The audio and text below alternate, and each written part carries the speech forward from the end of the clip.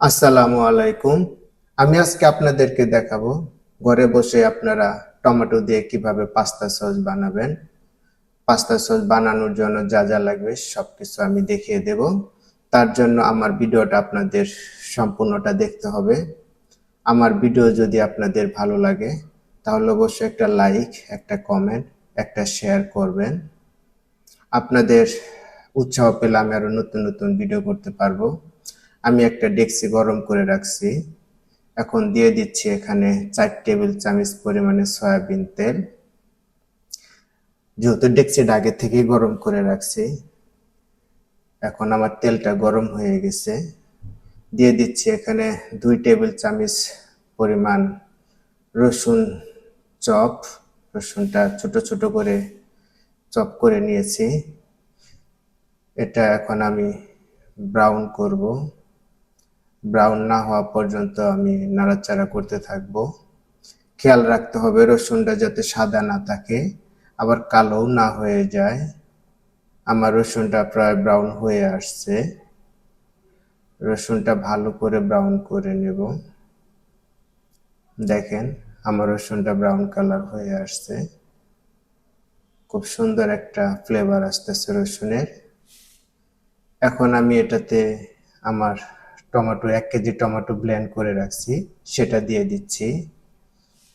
অবশ্যই আপনারা লাল টমেটোটা বাজার থেকে কেনার চেষ্টা করবেন। টমেটো লাল না হলে সসটা দেখতে ভালো লাগে না।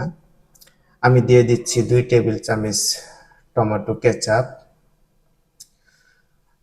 আপনারা চাইলে বাজার থেকে কিনে টমেটো পিউরিও দিতে পারেন। আমি টমেটো কেচাপটাই ব্যবহার করছি এখানে।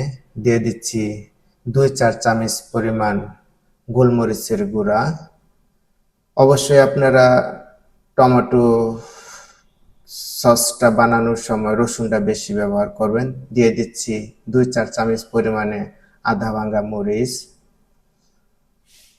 এখন আমি এটাতে দিয়ে দিব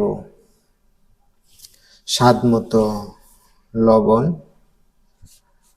দেখেন লবণটা এটা যার যার স্বাদ মতো ব্যবহার করবেন, কেউ কম খায় কেউ বেশি খায়।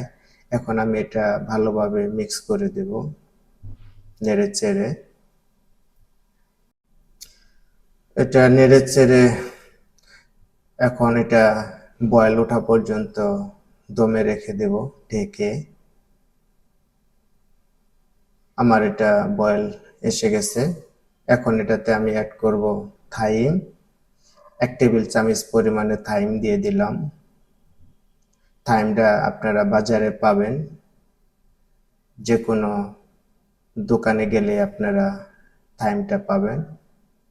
এখন এটা ভালোভাবে নেড়ে দিলাম। তেল উপরে ওঠার আগ পর্যন্ত, পানিটা শুকিয়ে যাওয়া পর্যন্ত আমি এটা দমে রাখছি।